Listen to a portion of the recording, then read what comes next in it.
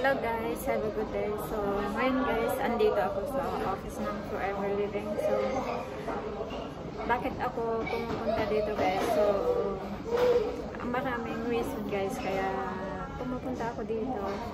Pag napupunta ako dito, na-recharge ako at saka lalo akong namomotivate na kailangan dapat gawin yung business na to. So, bakit nga ba ginagawa ko ang business na to? So, number one guys, ay gusto kong maging successful sa Forever Living products. So, kaya ginagawa ko ito. So, gusto ko rin makatulong guys sa mga taong nangangailangan. So, ganun guys. At saka, dito guys, marami kang matutunan. Hindi lang sa health, sa financial, lahat maituturo sa'yo kung paano i-manage yung magandang tatahakin para sa future mo. So, gusto mo bang maging maganda yung future mo? So, dito, ginaguide tayo guys. So, kung may taong nag-guide sa inyo, samantalayan nyo na yun guys. Kasi, bihira lang na mangyari sa atin yung ganun, yung tuturuan ka po paano mo umasenso, tuturuan ka paano umangat sa buhay, tuturo sa'yo kung ano yung mga diskarte. So, ayun.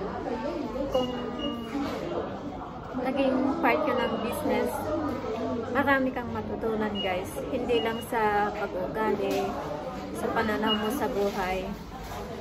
Tuturuan kang maging isang humble dom. Yun. So, kung gusto mo rin matuto, lahat na gagawin, proven na yun guys, at saka kukopyahin na lang natin kung ano yung dapat gawin. Tsaka, huwag kang mag-alala guys, may marketing plan na, yun na lang yung susundin natin.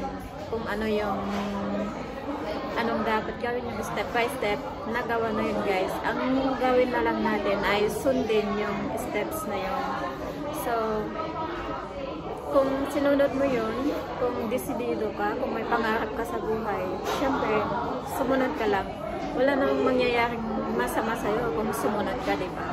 Kasi yung itinuturo sa'yo dito, yung para sa kabutihan mo, para sa future life mo, at para maging successful yung buhay mo.